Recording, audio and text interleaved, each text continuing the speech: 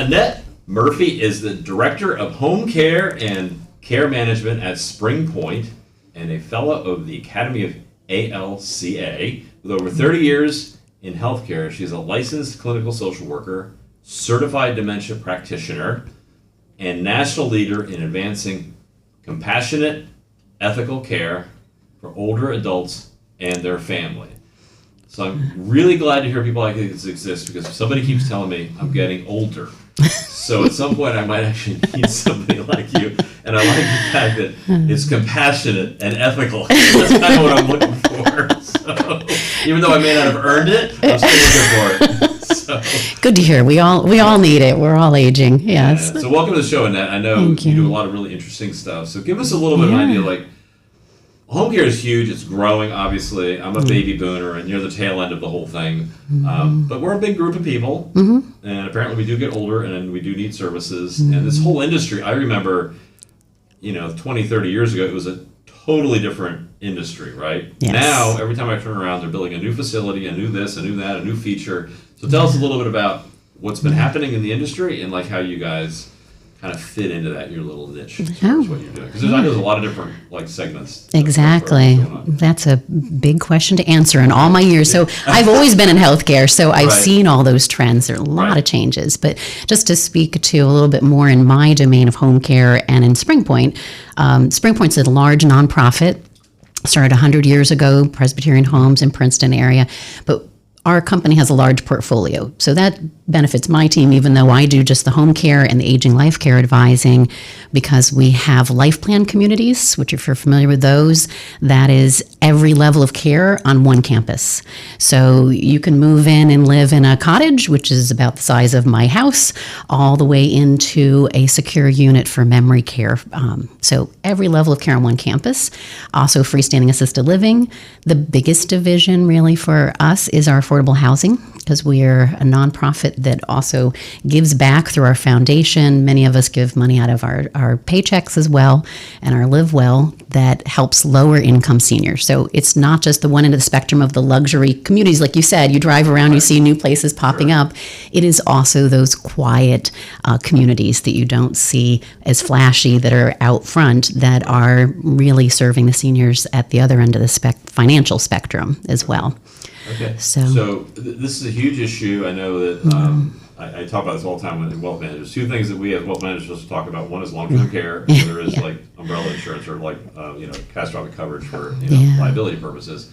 So at least you have to bring that up to clients. So this is one of those things that people are like, okay, I know I need it, but I don't really need it now because I feel good, my family's good, everybody's good. Yeah. And then all of a sudden they're not good, and they have to do something about it. So I know we struggle with this when we do it during the planning process. Obviously, we constantly bring this up during our reviews and things like that. Yeah. So what would you tell people that maybe are out there, like a lot of us, thinking, oh, yeah, I'll deal with that someday, some way. Right. Or my kids will figure it out. That's the one that really is not good. But no. Let's start off with just the general.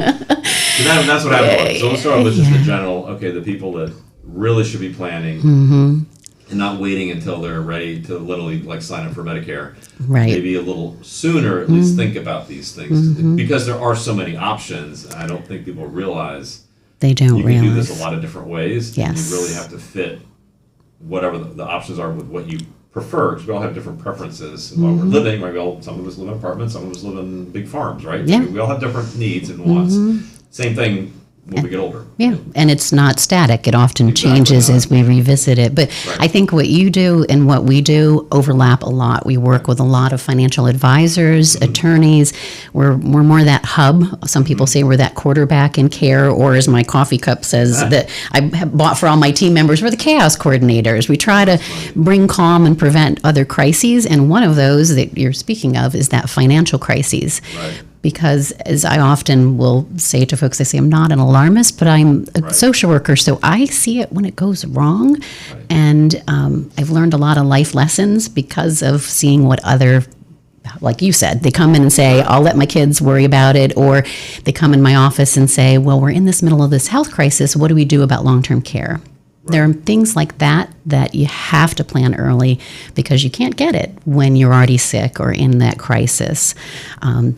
So we talk about long-term care with our clients all the time.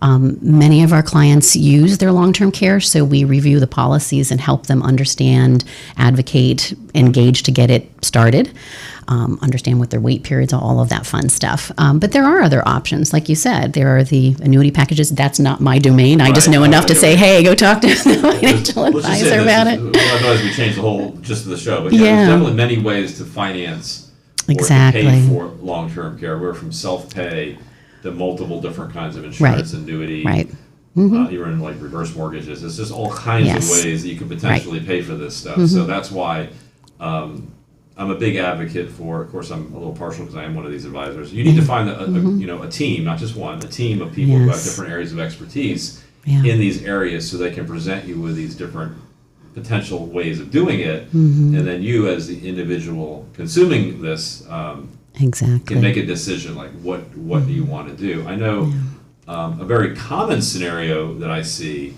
is they want to age in place as long as possible and then have an option after that, and that's the conversation. Well, one is if you're a single person living alone, that's one scenario. Of course, then if you have a couple where one may need services but the other may want to stay home, things like that. So there's a lot of different scenarios that are out there. So what are you kind of seeing with some of these scenarios, and how do you typically address that? Sure. We often talk with the family and really hear what are their values. Are they someone who really wants to stay at home? Are they someone who wants to stay at home, but perhaps there are questions about the safety of the home, the safety of that individual medically? And we get called in as those consultants to really assess the situation in the home. So we do a home safety evaluation, coordinating with other aging in place specialists after we see and do the initial safety assessment to say, you know what, we might need to get some other estimates so you really know what you're facing with your goal of wanting to stay at home. Doing a medical assessment and getting opinions. Some clients we go to see, they haven't seen a doctor in years, or they haven't had a thorough workup to understand kind of what the picture looks like for them, or what are some of the struggles they're facing. And then having family meetings, because like you spoke about with the couples, there's a different dynamic than the solo elders we deal with. And oftentimes they're not on the same page, and maybe the one caregiver is, we can physically see that they're declining in front of us from the stress that they're holding in at home and trying to manage at home because the other spouse wants to stay there. So it's conflict resolution and having family meetings over these expectations and trying to come up with a workable plan. And it is not fast work. We do high touch, slow work, because these are things that someone has their world view and lived with their whole life of how do the puzzle pieces fit together between what they can afford, what is realistic based on their own health conditions, and what their partner or their family wants. So they're not. I think the big thing I hear now that more and more people I think are starting to do and need to do is having a family coordinated meeting about this. Because we start talking about your generational just wealth transfer, caring for your aging parents or whatever, or it could be somebody who's disabled younger. It could be almost anything scenario.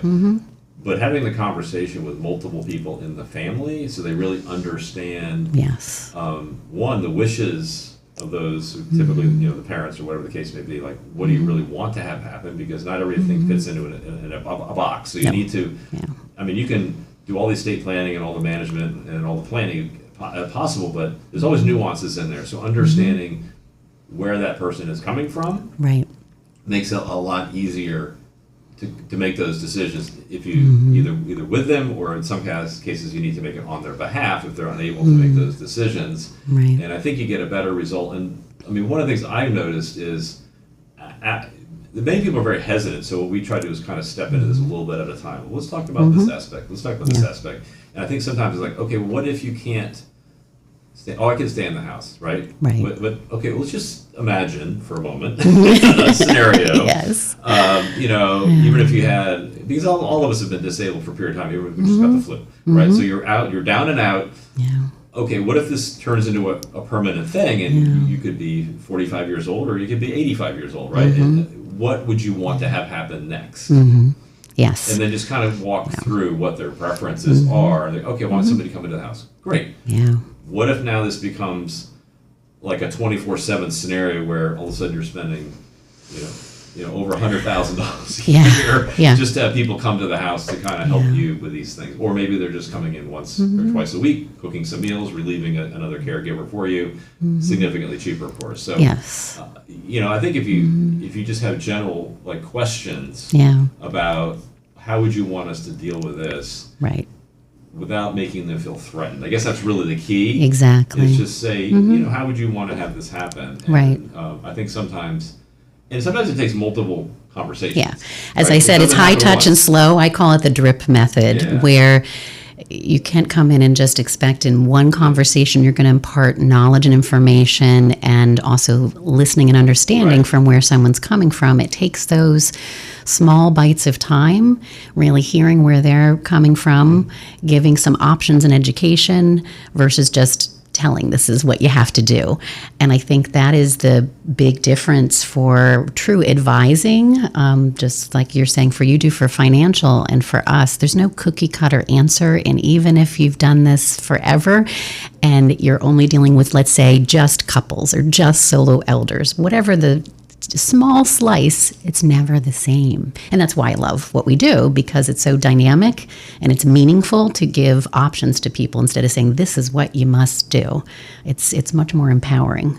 But yeah, there's no one answer to it, is there? I agree very much. Yeah. I'm going to stop for a second because we didn't put our headphones on. So I don't have Okay. Hold on. There you go. Okay. It's weird to me because I'm used to having the headphones on so I can hear you. And I'm not used to the headphones. So Yeah. it's to me. What's that? Can you hear each other? I can. I'm trying to turn mine down. Oh, okay. Yeah. Trying to turn it down. It's not going down. Why is it going down? Oh. Mine's really loud. That's, it was loud at first, but now.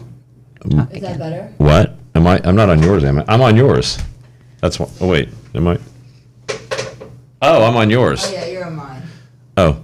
Does that matter? You're not No, going to it use doesn't it? matter. Can you turn mine down a little bit wherever it is? I think I turned yours. Wait, did I turn down too far? Let me see. Can you That's hear? good. Okay. Right about there. That's good? Yeah. You want me to turn yours down? No, just a little bit. A little bit more. But before I was Wow. just hearing you. It's really loud. Yeah. Is that Okay. better now? It doesn't seem to be changing it. Really? Hello. No, it's not doing anything. Weird. I'm not gonna deal with it. It's just really loud. That's fine. I'm sorry. No, that's okay. I mean, yeah, that's really weird. I don't know what the thing's over here. Okay. Are we good? Yes. Okay. Do you want to clap? Do you need to clap? Yeah,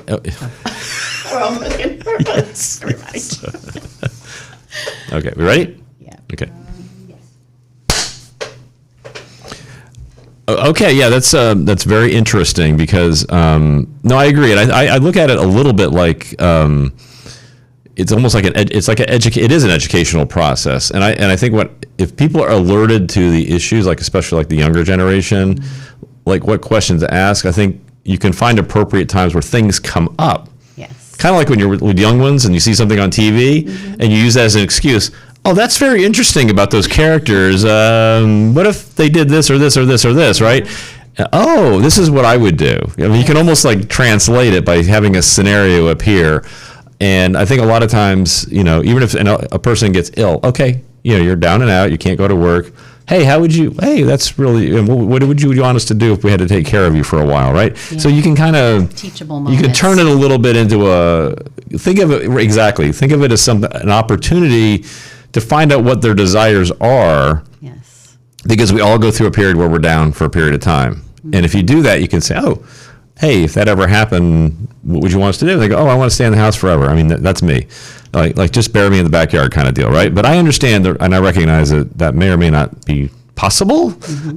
Yes. But I'm certainly going to stretch out as long as I can. Mm-hmm. And I believe that a lot of people prefer to stay at home. But the reality is, either for financial or just practical reasons, there's a point at which many of us will need to move to another location, and understanding what is out there and what it means to you, I think is really, really, really important. And that's the thing I think is kind of a back and forth, especially now, because my generation, a lot of the people that we dealt with, they didn't never necessarily have these options. Right. right? When we were helping somebody ourselves, and now it's us, we have a lot more to think about, which I think is cool. Like, are you even going to stay in the state? Are you going to move across the country? I mean, what are the implications of that? So that's kind of what I'm seeing as far as for my clientele, and it sounds like it's very similar to you as well. It's very similar, but I like what you're saying about those teachable moments, as Right. I call them, because that's one of the tools that I use for clients that I would say are reluctant. Some people Sure. use terms like resistant. I don't like that. Yeah. It's reluctant. And Oh, it's sure. normal for all of us to be reluctant about things we don't know. So it's using those teachable moments to really revisit something that perhaps someone was very firm on before. Right. Doesn't mean they'll change their mind with it, but it's just always presenting options in those moments, because I don't know about you, but I can think of instances in my life where I thought I was really sure about what I wanted about something. And then things shift, and that's the moment to really reflect and get new information from someone to say, well, is that still what I want? Does that really make sense? So I think those teachable moments help us deal with that reluctance and having a deep conversation. And that's one of the things I love talking about with clients, and I do talks on, is meaningful conversations. How do you have difficult conversations with your family about your options, your choices, the dialogue, all of these things that are so important to dignity and your quality of life, of what you see that you want, whether it's your funeral arrangements, as you say, in the backyard, or if it's staying in the home, whatever the case. But clients for me, and I'm sure for you in the finance end, they perhaps know a little of some options because they drive past the new place down Sure. the street, or they see things on the internet, but maybe not understanding truly what's realistic for them, because the sticker shock is often really, well, it's a real thing. The sticker shock sure, of not absolutely. understanding what home care costs, what all the care options cost for them. So having some advising early on helps folks kind of steer the path of what they think is, a possibility. And I for them. agree. And I think two things I like to think about is, one is it's great to understand the options and try to make decisions in today's world. Yes. But it's also good to revisit it periodically, because sometimes people go, oh, they don't want to make that decision today because they're like, well, what if I change my mind? Well, okay, you can change your mind because you haven't actually gone to contract. You want to at least make a decision based on what you know today. Right. So if something does happen, your family understands what you're looking for, what types of things you're looking for, and maybe even that's the match, and you go on, and that's where you go. But if things change, where that new place opens up down the street, or some new option comes up, you're like, oh, that's interesting. They play pickleball all day. That's what I want to do, right? And they go, oh, I want to go to the pickleball place, whatever, right? So everybody has their own set of options, and I think making decisions, at least now, and understanding you can always modify the plan. Yes. Yes. I think that takes a lot of pressure off people, because sometimes people think, oh, I've spent 20 years thinking about this, and when I sit down and I do it, I want it to be done right the first time. And that is not the requirement. You just want to get as much done as you can now. And sometimes we'll do it in pieces, because we'll say it's just too much. We'll say, okay, let's have these conversations now. We'll put that in place. And then why don't we come back in a little bit and get to do that piece. And so sometimes you just do it over a period of time, and then before you know it, it's done. And I think one of the biggest things I see is that there's kind of this sense of relief, because now they go, oh, now I have a plan. Yeah. Right? Yeah. And now at least I don't have, because it's always rolling around in the back of your head, right? It's always that little stressor. I know I should be doing this. Yeah. People that don't have wills, things like that. You're like, oh, I know I should do this stuff. I go, well, it takes like 5 minutes. You really should do it. Seriously, it's not, and it's not very expensive. Yes. I think sometimes you just take them through the easy stuff, then they might start doing the harder stuff. And True. and I think the other thing I've noticed is that more people than not like it when they move to this. 'Cause I'll take my father, for example, and it wasn't a care situation, but we had a nice house on an acre of land, and my parents got divorced, and then he moved into a townhouse, and he thought it was going to be miserable. He goes, oh, I might hate this. I love having the lawn, coming home because we live in Florida, and you have to mow your lawn twice a week in the summer. Let me tell you, it's not like up here, right? And he got in there, and within a few months, like, oh, this is awesome. I can lock the door and I can go away. Not that he went on vacations a lot, but he's like, oh, this is great. My lawn gets mowed. I can sit on my porch and just watch it all happen. Yeah. So it's like, so even kind of some of these hardcore people, when they realize that the services being offered actually free you up to do other things, Yes. and the services that are offered actually help free up your family, Yes. which I think is the biggie too, is that what I see too is, and I'm sure you see this, is that unfortunately, a lot of times they say, oh, usually the daughter, I hate to say it, but son or daughter is going to take care of me when I get older. Oh, you're the oldest, blah, blah, blah. And, when I get old, they just assume, and then they look at them like, no, mom, dad, I'm really not going to do that. I live across the country, and it's really not possible for me to do that. So they have these conversations, and they just make these assumptions, because years ago, we're not living on a farm anymore. They don't live in the cottage next to you, and they can't just walk over every 5 minutes and take care of you.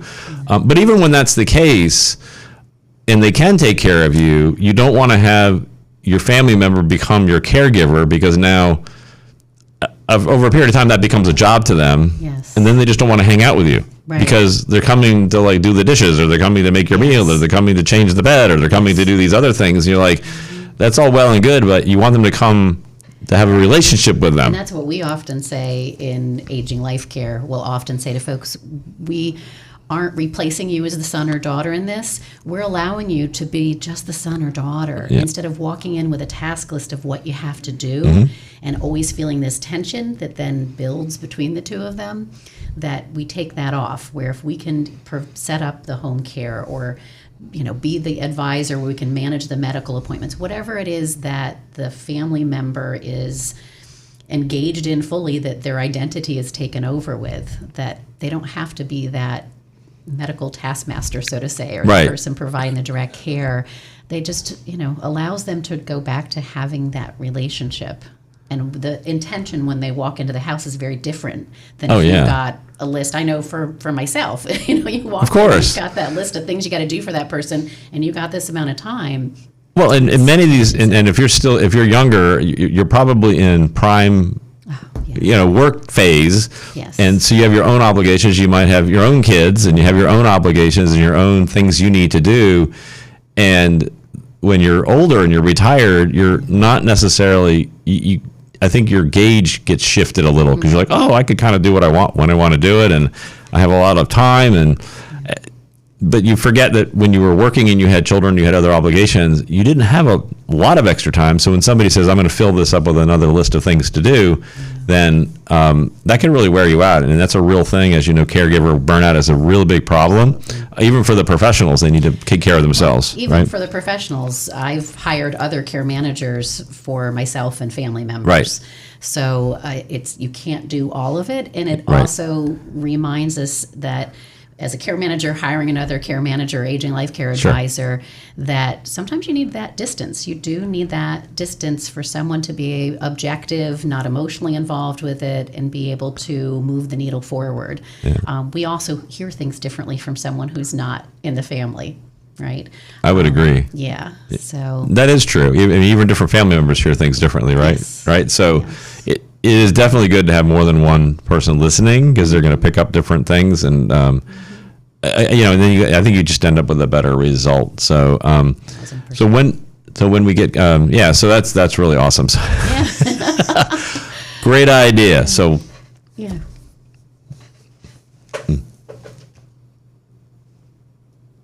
okay, great.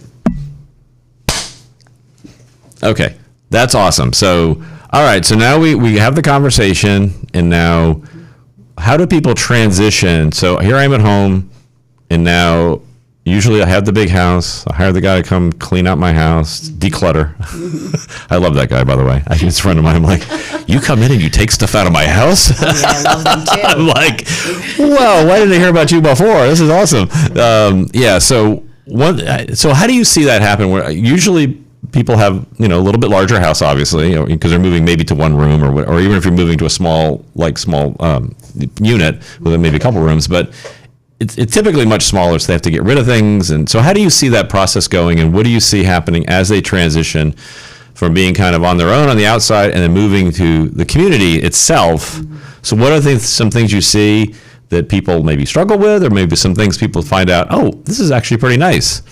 It's different for everyone. Okay. Truly, we have, if I think of even the portfolio at this moment of clients who we have in transition, we've got clients where their health crisis has become so great that we need to move the person before we can even care plan about what's happening with the stuff. And if they can, unfortunately, if they can financially float both, they're paying for care in a facility and they're paying for the house for now because it's just untenable, whether that be dementia client who's wandering, client who winter's coming and needs to be moved into the care facility, repairs in the house that are not safe to be there anymore. So there are those scenarios where I think most people logically think, I clean out the stuff, the guy comes and drags it away, and then I move. Not always. Right. We have some clients who are very, very emotionally attached to their things. And despite therapeutic techniques that we sometimes use of taking pictures of it, documenting, giving it to someone else they know that needs it, some people just still can't truly part with their things, and it's holding them back from care they need or moving. So we do have clients where they're putting things in storage and paying for storage until they can slowly start to decide, and we're helping them again with sort of that drip method of let's revisit this item or these things. Otherwise, we're working with all sorts of referral partners who either donate stuff, have big auction estates, figuring out what things can fit in the new location, or like we have a client now where it's just buying all brand new and saying goodbye to what was there before and having a fresh new start. But so it's as individual as the person of how we manage that move in and the stuff. The stuff must be hard because I'm dealing with even my mother's pretty much, she died long, 98, so I have some of her stuff left, but my father only passed away last year, and I ended up being the overflow, let's call it, of whatever was left. But he has a lot of very interesting things, and he already gave stuff to the institutions and the museums and all this stuff, right? That kind of level stuff. But then there's this other stuff, awards, things he did. I mean, it's a lot. So, I mean, am I going to start it'd be hard, even though it's not my stuff, it's like, okay, am I going to start throwing away all of his awards that were literally benchmarks in his industry? Yeah. I guess I have to at some point because I know my daughter doesn't want it.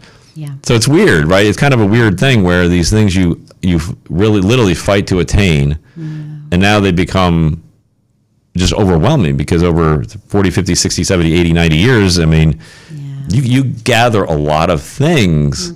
So how do you walk somebody through these things that are very, very specific to that person or an event or whatever that the next generation really isn't going to be interested in that? You know what I mean? They don't even remember it. They don't even understand it. But I was there when all these things happened. So I remember these things. You know what I mean? So to me, it's a little bit of a secondary issue because I go, yeah, I lived that, right? Even though I wasn't the person. But I know my daughter has no idea, so she doesn't care. Right. And I think you speak to that aspect of how emotionally attached we are to not only our things, but things, especially to those we've lost. And it's part of that grieving process that there's no... It brings back memories. Of course. Right. It immediately pulls a memory from you. So how do you... I guess my question is, how do you walk somebody through...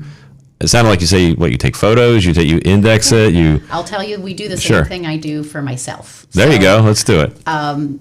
Well, I've had past times with it, but more recently, my mother-in-law passed away with dementia, and we were very close. And while she was the neatest person in the world, where she literally would just not like her apron in that moment and throw it right away. Oh my goodness. Left your shoes behind that she didn't like, she threw them away. She was very neat, had very little. Okay. However, there's still boxes and boxes of things as the house is selling that have come to my house. And it's opening those boxes of the jewelry and looking and realizing, oh, I remember her buying those for this party we went to, or I remember buying those for her wherever. It's unexpected memories that come with items that otherwise, they have no value. These aren't expensive pieces of jewelry, or her favorite pottery that I used to tease her that it was not my style. It was, Majolica stuff from a museum quality. But now I find it's really hard to part with it. But I think that technique of really talking about it with someone and saying, this is why this is sentimental to me, this is what it reminds me about her, and being able to say goodbye. So, for example, just last night, actually one of my dear friends who works for Spring Point as well as a care manager, I took her for dinner last night for her birthday. And I took a pair of the earrings to her because I told her, I said, well, my mother-in-law bought these. They were butterflies. She even said when she bought them, it reminded her of you because you love them. I want you to have them. And of course, she's in tears and I'm in tears. But, it's hard to do that on a large scale when you have a lot of stuff. But just that example tells you how I felt better, she felt better, and I was able to say goodbye. And I continue to do that with more of the items of being able to honor how important that was, talk about it, and then part ways with it. But that, for some clients, and if you have a lot of stuff, I know like when my grandfather passed away, my mother had a whole separate bedroom that was full of boxes for, well, my grandfather and then when my grandmother, because you just don't have the emotional energy to deal with it sometimes. Right, true. It's so overwhelming. But I find that with distance and time, you're able to look at it again and more fondly and maybe be able to pass that along. But everyone again's different. Some people are so emotionally attached that it really is the help of a therapist and parting with belongings that have a extraordinary meaning to them that they're not able to really separate that way. No, I agree. I mean, it is healthy to declutter for sure. That's all the science, but still, even though I can know academically what to do, but emotionally not necessarily the same feeling. But that is true because as you get older, further away from these things, I think it does become easier. Like I know people that if something like you just mentioned, they throw it away. It's a perfectly good whatever, and you're like, that's worth like $50. You're just going to talk. No, but I don't need it anymore. Okay, I'm just to me, I'm like I click on the numbers, and I'm like, Me too. and I'm like. How can I so, but then I started saying, okay, will I ever use it again? And then I think you get into this, have I used it in the last year or 2 years or 3 years? If it's been 10 years, you've never used it. Yeah. I probably could let it go. And that's kind of where I have to get myself to. And I think, cause I'm definitely, and my wife, unfortunately, both of us are similar. So it's it's not good. Right. So, but it depends on what motivates you. And I think a lot of our work, whether we're talking about housing options or care, it's finding what makes that person tick. Right. So if it's a person where finances speak to them more, selling it and maybe getting a little something means something more to them. Right. Whereas for someone like myself, I'm more of a connector with other people. So if I know someone else could use it more than it's sitting here for me, or I know someone else can have it, then I'm more willing to part with it. But that's not the same for everyone. What makes everyone tick, you kind of have to look at that core of what motivates someone the most to make that change. So once we got rid of our stuff, then we're going to move into the facility. So what starts happening there? So how do they get? My house is now sold or getting to be sold or being prepared to sold. But now I'm in this new environment. How do I get acclimated to that? Because it might be slightly different than my neighborhood that I just moved out of, and I've been there for 50 years, right? So how do people? And I know it's probably everybody's different kind of thing. Because I know people are like, oh, I can't wait to meet a whole bunch of people. And other people are like, I don't know anybody here. Exactly. Well, and that's one of the things we help with. Our aging life care team helps in a lot of our Spring Point and non-Spring Point communities. We're hired to do what we call the safe landing package. And it's a reduced fee for what we usually charge for aging life care services to really give someone help in that transition and just a taste of care management. So sometimes they'll continue on with it because they see it really benefits them in other ways. Other times it's simply just that transition. But I had developed the program or the package for our team because I wanted people to get the benefit and not think of, oh no, this is a long-term commitment with an aging life care advisor, but also all my years of transition and discharge planning, I saw that there's a gap. And the gap I see is everyone's wonderful in the buildings and senior communities when you move in, absolutely fabulous at getting people acclimated from the activities to their move-in coordinators and the whole team to try to figure out who are the joiners that want to be in every activity, like you said, and who are the people who maybe they just want to settle in their apartment first and they're not as social butterfly. But the transitions program for me is more getting to know someone and how they ticked at home. And granted, we do have folks who just move in and then we meet them then. But I love being able to get to know them a little bit at home so we understand some of the struggles and how do we recreate some of what brings them joy in this new setting. Because in all my years with it, I see that the family and everyone else, just like back to before, and I was saying go back to be the daughter or the son, they have the checklist of the move.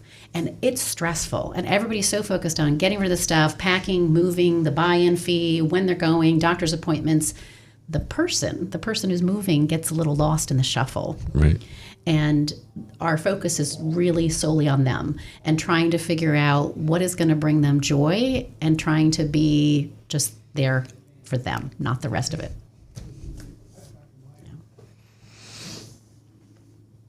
All right, ready?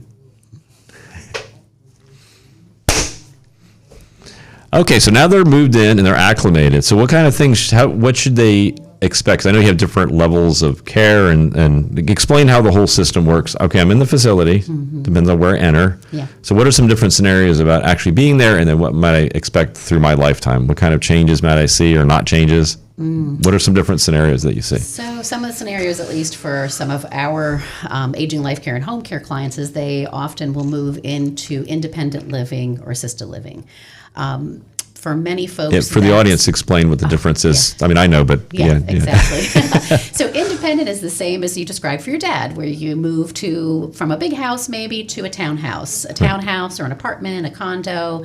Independent living is some version of that.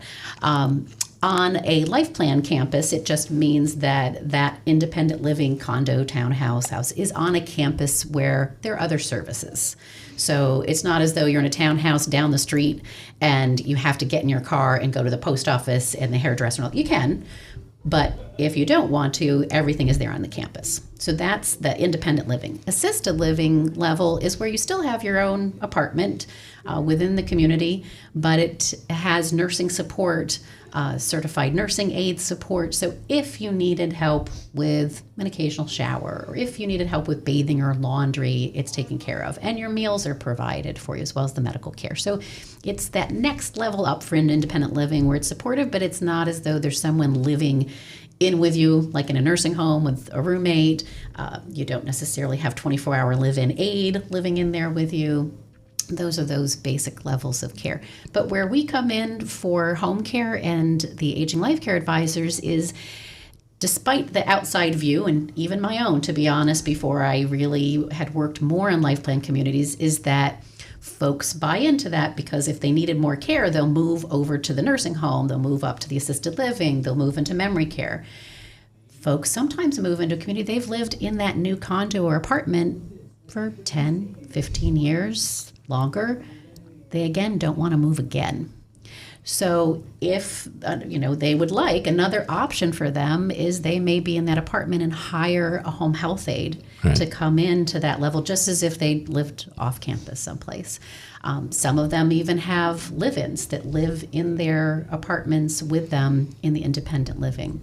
Even in assisted living, they're sometimes hiring additional home care help so that they have additional supports rather than just the CNA who perhaps comes in just for the shower, just for the reminders, but maybe they've had falls in the assisted living, more anxious or confused, and they want to stay at that level versus moving into the nursing home, where for many folks it's sharing a room and not really having a lot of personal belongings at all. It's smaller than this room. Right. So it's creating, again, some options for folks when they move in. And I think, and you touched on it a little bit, but maybe explain, because I've heard of people, they move into like the continuing care facilities and they're like, oh, because you watch them fairly closely, because sometimes people are like, oh, I'm in assisted living, but you need to move to nursing home care, right? Mm-hmm. But they're like, oh, I don't want to do that, but you've had 2 falls last week, and maybe you left the stove on and the gas was burning, left on, and things like that. So I think part of this is really keeping them safe, and understanding what's the level of care that it's appropriate for this particular person. Yeah. And when you're in a system where you can kind of move around with the services, I think that's a little bit easier. Not that you can't do it, but a lot of the other times you have to move literally from one, independent living, your house, you have to move into the assisted living. Okay, you can't stay here anymore because it's not safe for you. You really need care that we can't help you. We don't have 24/7 nursing support to watch you all the time. So and you're not safe. So you need to move. And they're like, oh gosh, now I have to go to another facility. Yes. And I think this seems to be a much more common solution now than I would have been even 10, 15 years ago. I mean, it's becoming much more, because people don't like to change. Right. I know I don't like change. I don't like change, yeah. And so I think it helps with that. So how to, like, people have to analyze the entire, I always like, go with the end in mind, like where is it going to potentially, and then what pieces are going to go in between. Like, I may be fine now independent living, but you got to kind of go, what if I do need full 24/7 care? Right.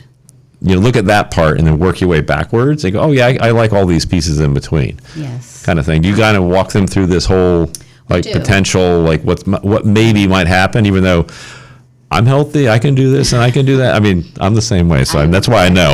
Exactly. I'm like, this is me, so I'm describing myself. I'll be the one that like falls one day and has to go to the care. I won't be, but I mean, I could definitely, if I didn't understand all this stuff, I could see myself having been one of those if I didn't have the education I have. Just waking up one day and somebody says, oh, you're in the hospital. Guess what? You got to go to a facility. We have no idea where we're going to send you. Oh, yeah. And that's why we like to do a lot of the proactive planning because of the fact that all too often, especially when I worked in the hospital, you'd see that. It was a true crisis where you're not deciding where you go. The hospital and who has a bed is deciding, and then you're scrambling from there, and it's chasing after that emotional crisis and trying to make decisions when you are in your amygdala of fight or flight is not the most rational. Well, let's talk a little bit about that, because I know people that work in the Medicaid area, Medicare. So we have all this, and people like, even my wife, she just wants a Medicare. She keeps calling it Medicaid. I go, you're not on Medicaid, you're on Medicare. Trust me, it's different. So, but most people really don't understand this stuff, and I think the finances are important because if you do have an event where you haven't made that decision yet, if you don't have the financial end set up somehow, your choices are very limited. Right? If you can't say, oh, I have the savings, or I have this care, I have long-term care insurance, or I have this, or I'm indigent, or whatever the case may be, can you kind of walk through what that process is from the facility standpoint? So you get the call from the hospital, hey, we got somebody here, they need help, what do we do?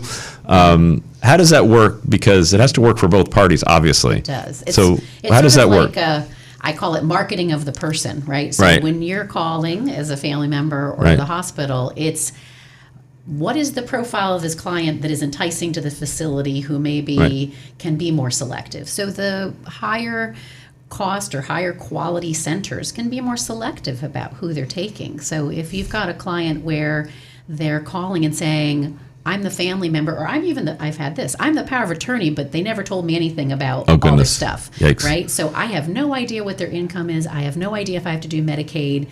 Well, the admission side is going to be very hesitant because they really don't know, especially if it's, say, a 20-day Medicare stay, if they're going to have a discharge plan for this person. Right. Especially if they say, well, I am a solo elder and there's no one at home, or I'm at home with my disabled adult son. All these scenarios where it really is not as simple as they've got a bed you can go for Medicare days. And I don't think people understand. You're not renting a hotel room. Exactly. That's a good, I like that. I want to use that, Kurt. So, but it is. So you're really presenting the whole picture of the psychosocial picture of that person. And if you don't know all of that and the finances, you're at a disadvantage. But the other piece that I see people say is in the community, folks will say, well, I just need to spend down for Medicaid. Right. And they're not realizing without the planning and all of that in place, it's not that simple. Oh, no. And that really. That's what we have attorneys that specialize in that stuff. Yeah. To do it correctly. And they're not realizing that they don't get the greatest choice of facilities. That if you don't have some private funds or long-term care, annuity, or we even have in Spring Point Choice as a product that our company has that's like that. If you don't have some cushion financially with it, and you just say, I'm coming in as Medicaid, Yeah, that's, if you don't mind touching on that a little bit, because I know some facilities have different periods of time where they want to, if you can pay for our facility for X, like a year, 2 years, 3 years, and we understand that at least we're going to get some income for that amount of time, then maybe you have to go on Medicaid at some point, way out in the future. That's a much different scenario than, I'm going straight on Medicaid today. Do you want to explain that dynamic a little bit so people understand? Because there is, you're a for-profit, even if you're a nonprofit, you have to make money. Right. And I don't, and to be clear, I don't do the sales admission part for them, but just speaking generally. You can just, just generally, because I don't think people understand how important it is to have something in place so you can say, here's what we have, here's what we can cover. And so you have a starting point, and then you just have a conversation. It leaves a lot more options on the table for everybody. Oh, absolutely. If you have an idea of what your resources are and how they can be deployed, correct? Yes. So I think, if you walked off the street and went into most, say, assisted living facilities, they're looking and asking, could you have, this is what it costs per month Right. at our place down the street, and could you afford to put down 2 to 3 years of Right. your private pay first? Right. Then at least everybody goes, and their shoulders come down, and they Right. can breathe a little bit because they know they've got something to work with, Right. versus the person who comes in and says either, hey, I don't know any idea of what the finances Right. are, or I maybe have 6 months worth of funds and I need a Medicaid. Then the red flags go up, because Medicaid's not as simple as you just walk in and here you go. I see So you I've have heard. money in your bank account. So I've heard. And it's gotten more complicated. I used to do Medicaid applications early in my career, and at our other firm, I stopped doing them because it's got so difficult. So now there are other specialists that we hire for folks who really need to get that Medicaid, whether it be in an attorney's office, Medicaid firms, or a few aging life care advisors in the state that help with that. And it's another tremendous stress on the caregivers and family to get all those documents and get it all perfect. And I mean, that's why I stopped, because Right. after I went on the last application for a client we took care of, and we, at our old firm, Right. managed all her finances as her guardian, and Wow. took in 2 banker boxes to our appointment, had it all flagged perfect. And they still said, well, this one little thing, we need one little more thing, and it delayed. Then the facility she's at is threatening to have her leave because Right, there's no because spending. they're not getting. Yeah. It's really not a situation anybody No. really wants to be in, when you can avoid and do that planning to know the roadmap. But the look of panic on family members' faces when they get in the middle of having to do Medicaid, when they weren't anticipating that, it just is another layer of. Yeah, my advice, and I'm sure you have the same advice, is do it early. It's kind of like if you get a letter from the IRS, don't ignore it and throw it in the garbage, because if you just look at it, it probably means, oh, you had a change of address or something. Just read it, but plan ahead now. No matter what your situation, whether you can always plan around these things better than you might think. Yes. If you have the right people in place to do this, even if you only have a little bit of relatively small amount of money to work with, there are lots of things you can do to prep yourself for this and really identify how to strengthen those areas that are good for you. So this has been awesome. Any words of wisdom or final thoughts before we leave today? My words of wisdom. Well, I guess planning early to avoid the crisis, and knowing who your professional colleagues and your advisors are, to reach out. It doesn't have to be alone, and certainly not just a web search, really consulting please don't with do that. professionals who, please don't do that.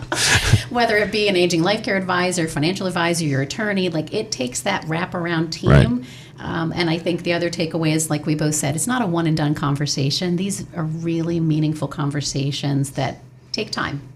Well, thank you very much, Annette. We appreciate it. It's been a pleasure. You're listening to Master Your Finances.